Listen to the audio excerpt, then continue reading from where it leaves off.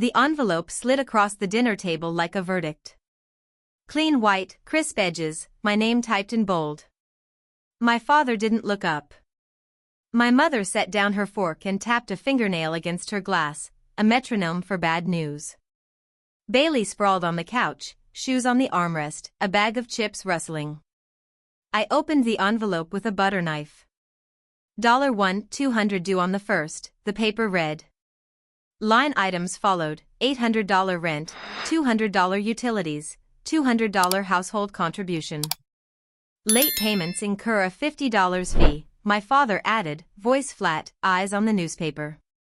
My chicken cooled into a rubbery plank. Bailey's game menu chimed. Bailey doesn't, I started. Bailey's situation is different, my mother said, sugar over steel. He's still finding his path. You have 2 stable jobs, Vanessa. It's time to learn adult responsibility. I had 2 jobs, yes, bank teller by day, server by night, plus a permanent ache behind my eyes. I folded the invoice, the way you fold a bandage over a wound. When does this start? Next week, my father said. I trust you can manage. Not a question. A command. Something sour rose in my throat. I excused myself, crossed the hall to my room, and opened my laptop. A notification blinked. The internet bill I'd been paying for months was linked to an account under Bailey's name. I clicked deeper: Steam purchases, anime streaming, pizza deliveries. My card, his fun. A text from Mom buzzed: don't forget your dishes. Family helps family. I stared at my reflection in the laptop screen. Same tired bun, same uniform blouse that smelled of lemon cleaner.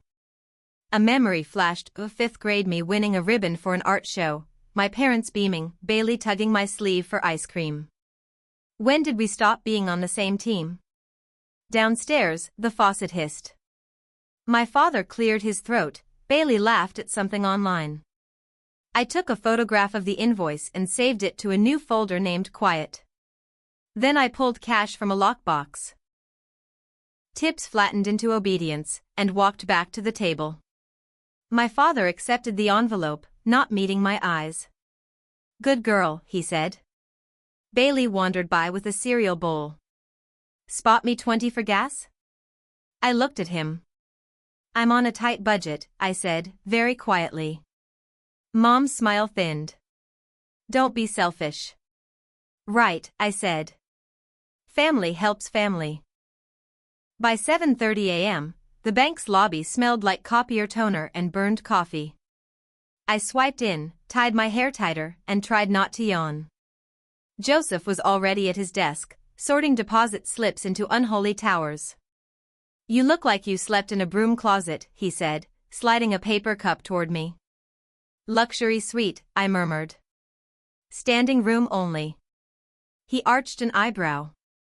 Your rent thing, how much again? I told him. His whistle cut the air. That's more than my mortgage. I pulled up my credit card app, thumb hovering over an ocean of charges. Internet. Steam. Some anime subscription. Pizza at 1:13 a.m. Guess whose name the internet account is under? Vanessa, he said softly, the way you say a diagnosis before you write it down. That's financial abuse. The words lodged under my ribs. It's family, I said. It's complicated. Complicated is a knot, he replied. Abuse is a blade.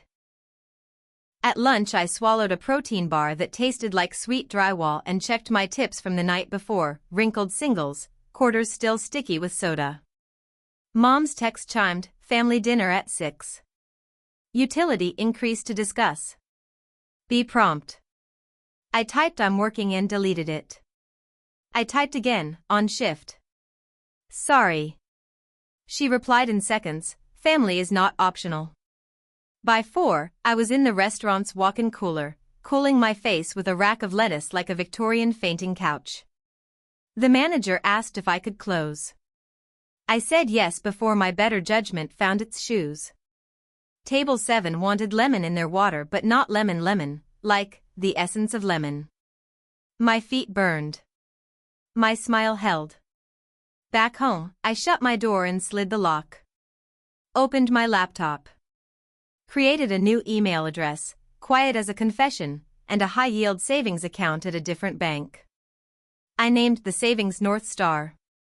I scanned the rent invoice and saved a PDF in a folder called Quiet. Then I opened a fresh spreadsheet and typed headers, date, charge, who benefits, proof.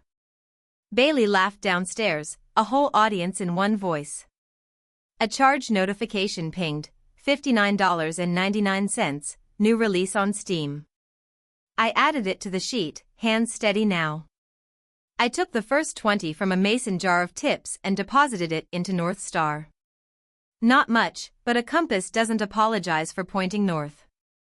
Mom texted again, "Don't forget to rinse your dishes." I turned off my phone, stared at the blank spreadsheet cells, and felt something sharpen. Sunday was quiet everywhere but inside my skull.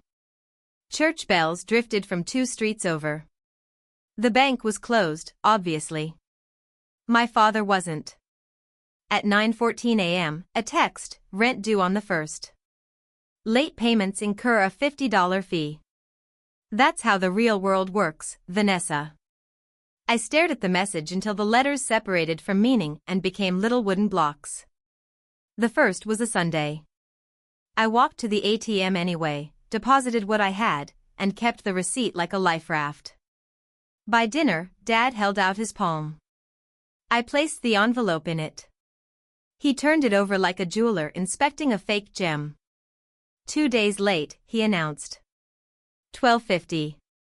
The 1st was Sunday, I said, keeping my voice level. The world doesn't stop for your convenience, he replied. Late is late. I took a breath that didn't go anywhere. Got it. Later, in my room, I opened the spreadsheet. I named it the ledger.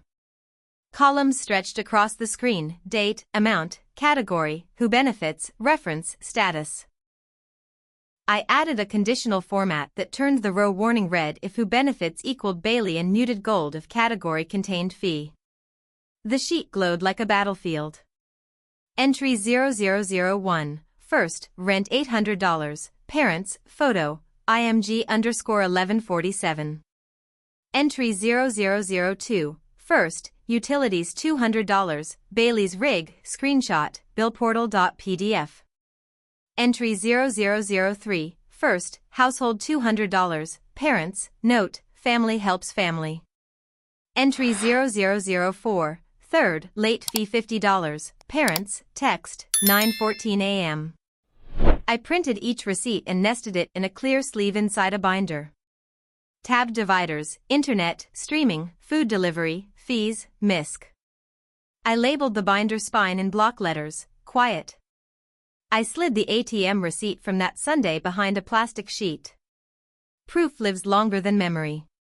Bailey's PC hummed downstairs like a pet dragon. 3 monitors glowed aquamarine through the stairwell. When I passed, he paused his game and swiveled. Mom says the internet's slow. Can you call them? It's under your account. Right, I said. My account.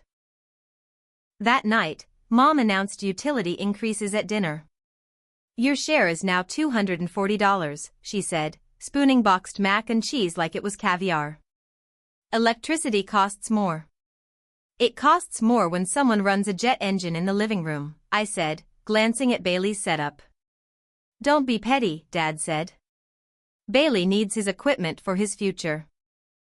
I added entry 0010, utility increase plus $40 reason, Bailey's career, audio note, 12 minutes and 17 seconds to the ledger when I got back to my room.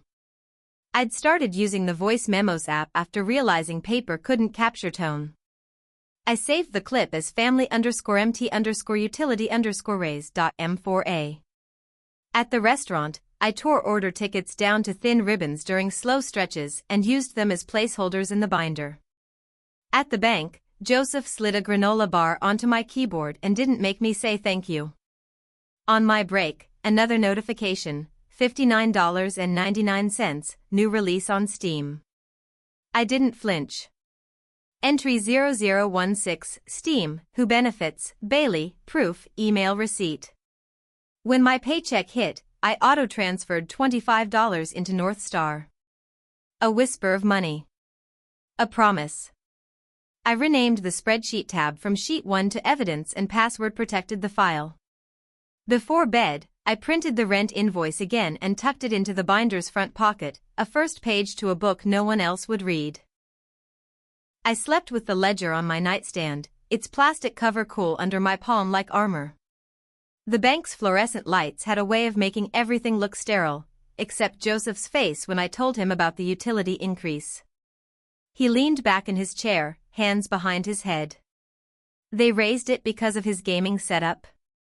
Apparently, it's an investment in his career, I said, quoting my mother's exact words. My tone must have been sharper than I realized, because Joseph's expression softened. At lunch, I sat outside on the concrete steps, eating a sandwich that tasted like dust. My phone buzzed, a name I hadn't seen in months. Naomi. Miss you. Coffee soon? I stared at the message until the screen dimmed. I didn't have the energy to explain that coffee meant spending money I didn't have and answering questions I didn't want to. That evening, I walked into the restaurant to find Emma Warner at table 9. She was my mother's friend and our neighborhood's most successful real estate agent, always impeccably dressed, always smiling like she knew something you didn't. When I brought her a refill, she tilted her head. Your mother tells me you're learning financial responsibility. The word learning landed like a pebble in my shoe. I forced a polite smile. That's one way to put it. She stirred her tea slowly. Funny thing about responsibility, your parents are 5 months behind on their mortgage. The air seemed to pull away from me. What? Her voice lowered. They're collecting rent from you, but they're still not paying the bank. I shouldn't have said anything, but... No, I interrupted. I'm glad you did. Emma's gaze was steady. If you ever wanted to buy something quietly, a house, a property, there are ways to do it so no one connects it to you. I slipped her business card into my apron pocket just as my phone lit up. Where are you? Bailey needs a ride from his friend's house. The moment I got home, I found him on the couch, headset on, laughing with his online friends. No ride needed. You're late, my father called from his study. That's another $50. I walked past without answering, my mind replaying Emma's words. That night, I added a new tab to the ledger, long game.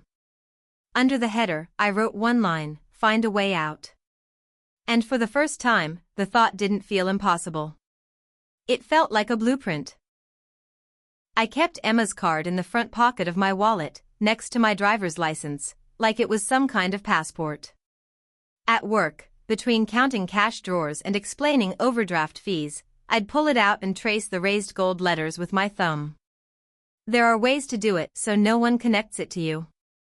Her voice played in my head every time I handed my father another envelope of rent. 2 weeks later, I met her at a cafe across town, neutral ground, far from my parents' usual haunts. Emma arrived with a leather folio under one arm, her phone buzzing non-stop. First, she said, sliding me a sheet, you'll need a P.O. box. Somewhere your family will never think to check. Okay, I said, my pen already moving. Second, an LLC. You'll be the managing member, but it won't have your name on public records. This is how you buy property without them knowing. My pulse quickened. And the money? She smiled knowingly. That's your part. Keep it in cash until you're ready to move. Cash offers close fast, and banks love quick sales on foreclosures. The word foreclosures stuck with me like the aftertaste of strong coffee. My parents were behind on their mortgage. Foreclosures meant opportunity. That night, I stood in my room with the door locked, counting the cash from my mason jar, crumpled tips from double shifts, singles from latte orders, fives from dessert add-ons. It wasn't much yet, but it was real. I taped a floor plan of my childhood bedroom to the wall, marking spots where I could start moving things out without anyone noticing. Books could go to Joseph's trunk on his lunch breaks. Off-season clothes could disappear into the back seat of my car. At the bank, Joseph noticed the changes in me. "You're calmer," he said. "I have a plan," I replied. He nodded like that was enough explanation. It was. Dinner at home that week was more of the same, Bailey talking about some tournament, my mother justifying every penny spent on his setup as an investment. My father reminded me that rent was due in 3 days. I smiled politely and passed the salt. In my room, I added a new entry to the ledger: P.O. Box rental, reason, personal records, proof, receipt. The first physical step toward freedom. On my next day off, I drove to a post office 2 towns over. The clerk didn't ask why I needed the box, and I didn't volunteer the story. I left with a small brass key and a sense that I'd just unlocked something far bigger than a metal door. By the end of the month, I'd shifted 2 boxes of books, 3 bags of clothes, and my entire binder of evidence out of the house. Each trip was a quiet victory. Every night, I'd sit on my bed, the map of escape growing clearer in my mind, build the savings, secure the LLC, find the property, disappear before they even knew I was gone. And if the right house appeared before I was ready? Well, readiness was a luxury I couldn't afford to wait for. By February, I'd become an expert at moving through the house unnoticed. My shifts at the bank and the restaurant provided the perfect cover. No one questioned why I was coming home late or leaving early. They just assumed I was always working, which wasn't entirely a lie. The closet in my childhood room grew barer with each passing week. A framed art ribbon from middle school vanished one night into the trunk of my car. My winter coat lived at the restaurant for my cold walks to the parking lot. Little by little, my life was relocating without a moving truck.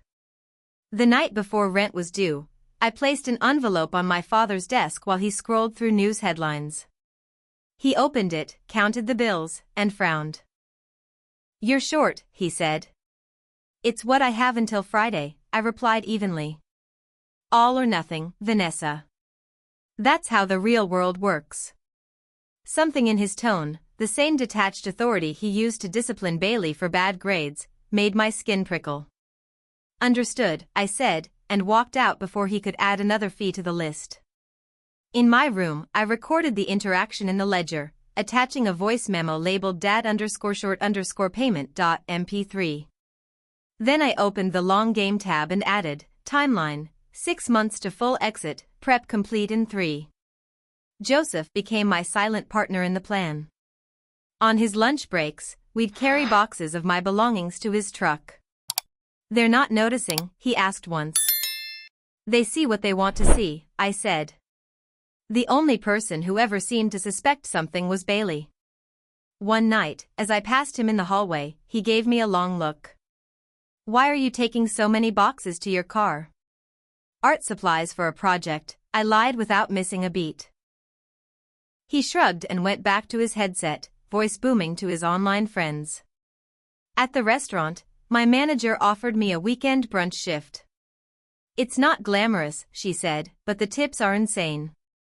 I said yes instantly, knowing every extra dollar was another brick in my wall of independence. I started carrying my P.O. box key everywhere, running my fingers over its edges like a talisman. Inside that little box sat bank statements for North Star, LLC documents Emma had prepared, and the binder of evidence, my life's insurance policy. One rainy Tuesday, Emma called. "The market's heating up. If you see something you like, be ready." "I'm ready," I told her, even though my savings weren't quite where I wanted them. That night, I moved the last of my books into Joseph's garage. The room felt different, lighter, emptier, almost unrecognizable. I stood in the doorway, imagining it without me, without my rent money propping up the mortgage. For the first time in years, I didn't feel trapped in this house. I felt like a shadow already halfway out the door. The house was small, outdated, and smelled faintly of dust and cedar, but to me it looked like the blueprint of freedom. Emma stood beside me in the narrow hallway, her heels clicking against the hardwood as she gestured toward the kitchen. "Foreclosure," she said. "Bank's desperate to unload it. With your cash offer, they'll take it." I could almost see my furniture here, my own coffee mug on the counter, a space where no one could shove an envelope across a table and call it a lesson. We closed the deal in under 3 weeks. I didn't tell Joseph until the ink was dry. "You bought it?" he asked, stunned. "Through Vanquish Properties," I said. "My name's nowhere on public record." He grinned. "You're playing their game better than they do." The night before the move, I walked quietly through my parents' house. Bailey was in the living room, 3 monitors casting neon light across his face. He didn't look up when I passed. Mom was in the kitchen, tapping out a grocery list on her phone. Dad's voice came from his study, muttering about late fees, ironically, not mine this time. I went to my room and packed the last bag. The walls were bare, the shelves empty except for one framed photo of me at 10, holding a blue ribbon at the school art fair. I hesitated, then slipped it into the bag. By dawn, Joseph's truck was loaded. I left my house key on my desk, under the same spot where the first rent invoice had once been. No note. No goodbye. Just silence. At the new house, Emma handed me the keys, a single silver one for the front door, a brass one for the mailbox. "How does it feel?" she asked. I closed my fingers around them, feeling their weight. Like mine. That first night, I didn't unpack. I sat cross-legged in the living room, binder open, reviewing every piece of evidence I'd collected over 2 years. The charges, the fees, the utilities, all of it was there, neatly labeled. I knew the next step. I'd already been in touch with Emma about buying my parents' mortgage through the LLC. They were months behind, and the bank was ready to sell. The thought didn't make me feel guilty. It made me feel prepared. I put the binder away, locked the front door, and leaned against it for a long moment, breathing in the quiet. No footsteps overhead, no dishes clattering, no lectures about responsibility. Just stillness. For the first time in years, the house around me didn't feel like a cage. It felt like a fortress. 3 weeks after moving in, I met Emma at a diner halfway between my new place and the bank. She slid into the booth, a folder under her arm, and ordered black coffee without looking at the menu. "The bank is ready to unload your parents' mortgage," she said without preamble. "They're 5 months behind. 6 if they miss this week." I stirred sugar into my coffee slowly, the grains dissolving like the last of my hesitation. "And you can get it for Vanquish Properties?" She tapped the folder. "It's already in motion. The LLC will hold the note. Legally, you'll be the lender they pay, or don't pay." The image of my father sliding an invoice across the table flashed in my mind. Late payments incur a $50 fee. I could almost hear the smug finality in his voice. "How soon?" I asked. "Within 2 weeks. Maybe sooner if the bank is eager." Joseph joined us halfway through breakfast, setting his phone on the table. "Your dad came to the bank again," he said. "Tried to get a second mortgage. Got denied." Emma smirked. "Credit's shot. That's why they're desperate." I thought of the binder in my locked desk drawer, every entry and screenshot stacked like ammunition. I'd been building this moment for 2 years, one receipt at a time. Back at my house, I logged into the LLC's secure portal and uploaded the latest documents Emma had sent. The name Vanquish Properties stared back at me from the top of each page, clean and anonymous. My name was buried deep in the registration files, invisible to anyone who wasn't looking hard. That night, as rain tapped against my windows, I got a text from Mom. "We need to talk. Bailey's account overdraft again." I set the phone face down. 2 days later, Emma called. "The offer's accepted. We close Friday." When I hung up, I didn't celebrate. I printed the mortgage transfer agreement, slipped it into the binder behind a tab labeled Phase 2, and locked it away. Friday came. I signed the final documents in Emma's office, each pen stroke smoother than the last. By noon, Vanquish Properties legally owned my parents' mortgage. That evening, I drafted the first notice as their new lender. It was formal, professional, cold, even. Payment due on the 1st. Late payments incur a $50 fee. Market rate adjustments may apply. I slipped the letter into an envelope and addressed it to their home. No return name, just the LLC's P.O. box. When I dropped it in the mailbox, the metal lid clanged shut with the same sharpness I remembered from those rent envelopes. It was a sound I'd learned to dread. Now, it was the sound of control changing hands. Driving back, the streetlights pooled gold across the wet pavement. I thought about how they'd react when they saw the notice. Anger? Confusion? Maybe both. Either way, the message would be clear: the rules had changed. That night, I poured myself a glass of wine and sat in my silent living room. The house felt warmer than it had in weeks, like the walls understood what had just happened. I wasn't just free from their control anymore.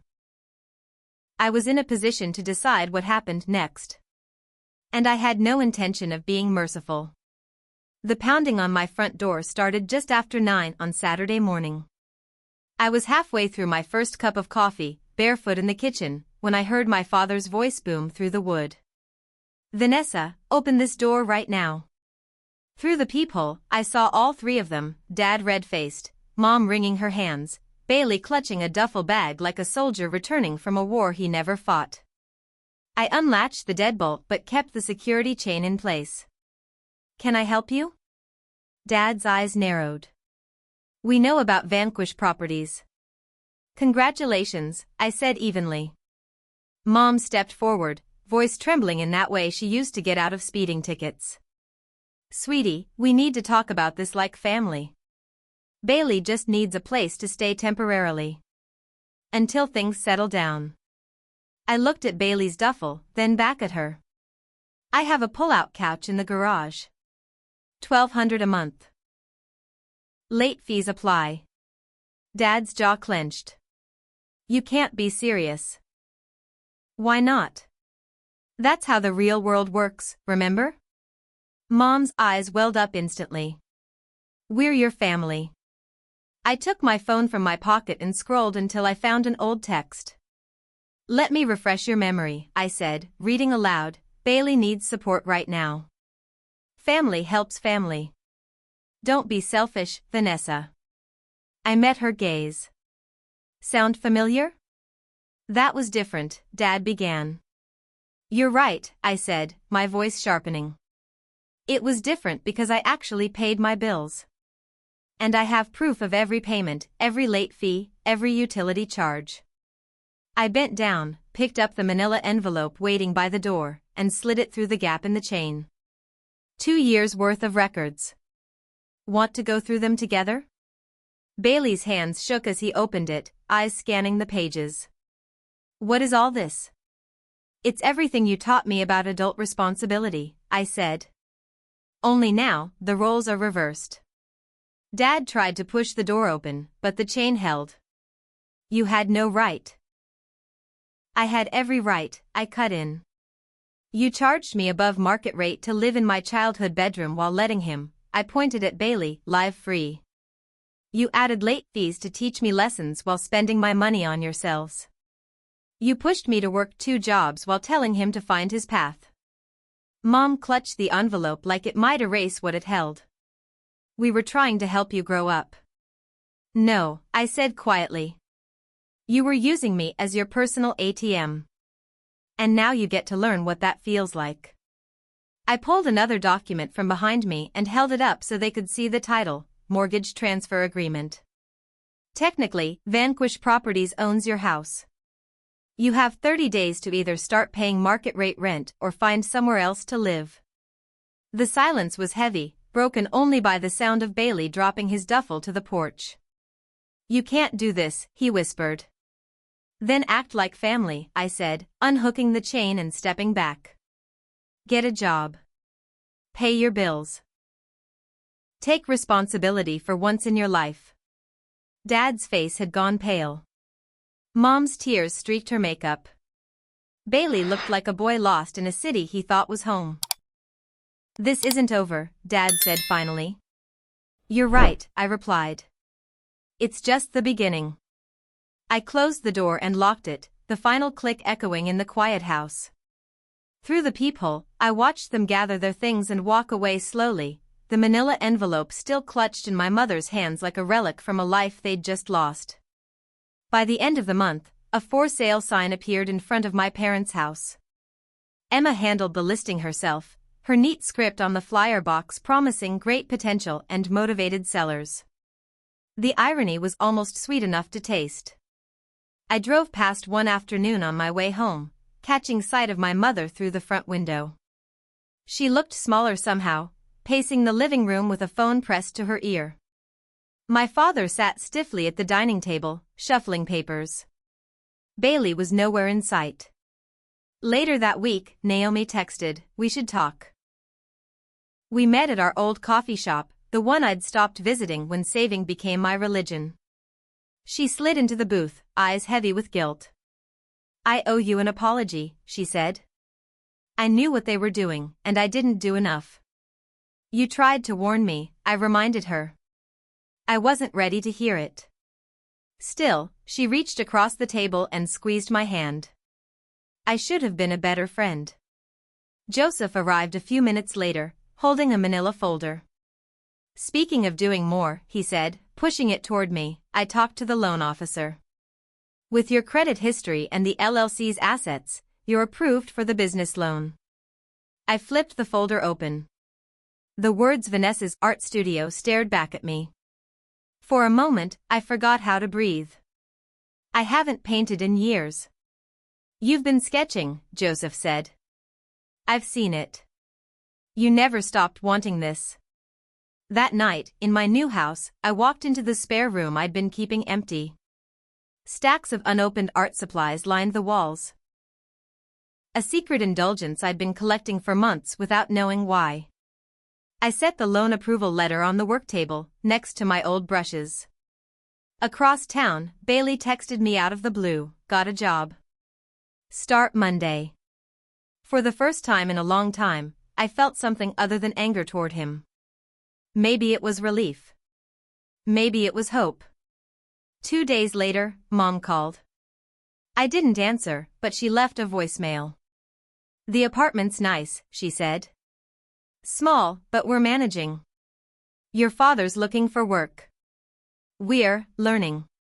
Her voice cracked on the last word. I didn't know if she meant it, but for once, it didn't matter. My life was no longer built on their promises. That evening, I unwrapped a fresh canvas and set it on the easel. Outside, the sky turned the color of wet slate, and rain pattered against the windows. I dipped my brush into paint for the first time in 2 years, the bristles heavy with color. This time, every stroke was mine. Spring came early that year. My new house smelled faintly of turpentine and fresh coffee, a mix that had somehow become the scent of freedom. The spare room, once a storage space for boxes, was now my studio. A half-finished painting leaned against the wall, streaks of cobalt and gold catching the morning light. I'd fallen into a rhythm, mornings at the bank, afternoons in the studio, evenings with Joseph or Naomi over cheap takeout. It wasn't glamorous, but it was steady. And steady felt like luxury. One Thursday afternoon, a knock came at the door. I opened it to find my mother on the porch, holding something wrapped in brown paper. She looked smaller. Not just physically, but in the way she carried herself, as though the scaffolding of pride and entitlement had been dismantled. "I found this," she said, holding the package out to me. "Thought you might want it back." Inside was a framed photo of me at my high school art show, grinning with a blue ribbon in my hand.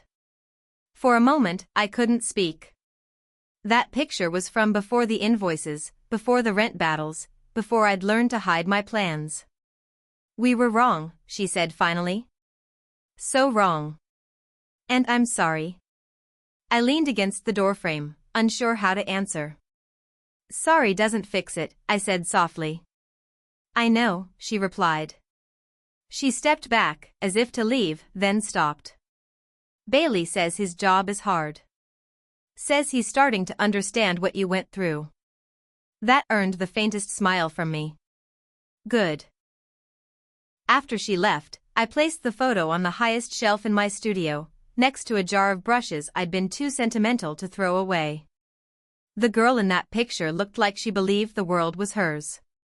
I was starting to believe it again too. The following week, Naomi came by to help me rearrange the studio. As we moved canvases and tables, she glanced at the business loan documents pinned to my corkboard. When's the grand opening? Soon, I said. I'm still deciding on the name. Call it something that scares you, she suggested. That's when you know you're onto something. That night, I stayed up late sketching ideas for the studio's logo. Every design seemed to circle back to the same concept, a compass pointing north, the star I'd followed out of my parents' house and into my own life. A few days later, Joseph stopped by with a bottle of sparkling cider. You're officially a business owner, he announced, holding out an envelope. Inside was the final approval for my studio space, downtown, with big windows and enough room for classes. We toasted in the kitchen, the bubbles fizzing against the sides of our glasses. For the first time, I let myself imagine a life not just free from the past, but built toward something new. That weekend, I went to see the studio space. The landlord handed me the keys with a smile. I hear you're an artist, he said. I'm becoming one again, I told him. The space smelled of old wood and sunlight, the kind of scent that makes you want to breathe deeper. I ran my fingers along the paint-splattered windowsill, imagining the easels, the students, the hum of quiet concentration. On Sunday, I hung a small sign in the window, coming soon, North Star Studio. The name had found me in the middle of the night, as if it had been waiting for the right moment to surface. Back at home, I received a text from Bailey, got promoted. Better pay. I'm figuring things out. Maybe he was. Maybe we all were. That night, I stood in my studio, the photo of my younger self watching from the shelf. I picked up a brush and dipped it into crimson, feeling the weight of it in my hand. The first stroke landed on the canvas like a declaration, I am not who I was when this began. I worked until midnight, the room glowing with lamplight, the hum of my own contentment filling the air. This wasn't just recovery, it was reinvention. The pounding on my front door came early on a Sunday morning, the kind of knock that vibrates through the floorboards. I already knew who it was before I checked the peephole. My father stood in front, flanked by my mother and Bailey, who held a duffel bag like he'd been evicted mid-game. I opened the door just enough to keep the security chain in place. This has gone far enough, Dad said. His voice was tight, but underneath it was something new, fear. We know you own the mortgage through Vanquish Properties. Then you also know you're behind on payments, I replied. Mom stepped forward, her eyes glassy. Sweetie, Bailey just needs a place to stay. Until he can get back on his feet. I glanced at the duffel. Garage couch is available. $1,200 a month. Late fees apply. Bailey gaped. You're kidding. That's how the real world works, remember? Mom's voice broke. We're your family. I held up a sheaf of papers I'd kept on the console table for this very moment. And family helps family, right? Here's every invoice you gave me. Every late fee. Every dollar I paid for your utilities, your groceries, Bailey's gaming subscriptions. I slid the papers through the gap in the chain. 2 years of proof that I was your personal ATM. Dad's face flushed, but his words came slow. What do you want from us? To understand, I said. And to follow the same rules you taught me. Market rate rent, on time, every month. 30 days to decide. They didn't answer. Bailey muttered something about me ruining everything as they turned and walked down the driveway. I closed the door and leaned against it, feeling the quiet settle back over the house like a blanket. By summer, the for sale sign was in front of their house. Emma had 3 offers above asking price in less than a week. They moved into a 2-bedroom apartment across town, Bailey chipping in for rent with his new paycheck. Naomi and Joseph came to see the downtown studio the night before opening day. The walls were freshly painted, easels lined in neat rows, jars of clean brushes catching the light from the tall windows. "It's perfect," Naomi said, running her fingers along the edge of a work table. "You built this," Joseph added. "All of it." The next morning, the studio filled with the scent of coffee and the low murmur of voices. My first class, 6 students ranging from a teenager clutching a sketchpad to a retired woman rediscovering watercolors, waited for me to begin. I stood at the front, brush in hand, and felt the hum of possibility. This wasn't about revenge anymore. It was about creating something that had space for joy. After class, I checked my phone. A text from Bailey, "I get it now. What we did to you. What I did. I'm sorry." I typed back, "Good. Keep going." A month later, I mailed my parents a formal notice from Vanquish Properties, their mortgage payoff amount, along with the terms for transferring the property if they chose to sell. It was business, pure and simple, cold and clean in a way our family had never been. Emma called that afternoon. They're in my office, asking about refinancing. I told them it's up to the mortgage holder. "Good," I said. "Let them ask." That night, I sat in my living room, the studio's earnings for the month neatly recorded in my ledger. For the first time in years, I wasn't tracking survival. I was tracking growth. Fall came with a ribbon-cutting ceremony for the studio. The mayor showed up for the photo op. The local paper ran a story with the headline "North Star Studio Lights the Way for Artists." My mother saw it. She sent a clipped copy in an envelope with no return address. Inside was a note, "We're proud of you." I didn't know if I believed it, but I tucked it into the back of my binder anyway. One Friday evening, after locking up the studio, I walked home through the crisp air, stopping at the corner bakery for a loaf of bread. At my house, I poured a glass of wine, sliced the bread, and stood at the kitchen counter looking out at the quiet street. I thought about the girl who once sat at her childhood dinner table with a rent invoice in hand, feeling trapped. And I thought about the woman standing here now, with her own house, her own business, her own rules. I picked up my phone and typed one final message to the old family group chat, "Rent's due on the 1st. Late fees apply." Then I blocked the numbers again, not out of anger, but because I didn't need the noise anymore. The house was silent except for the faint hum of the refrigerator. In the studio, a blank canvas waited, ready for something new. I set down my glass, picked up my brushes, and began to paint, not with the colors they'd tried to hand me, but with my own. The strokes came sure and steady.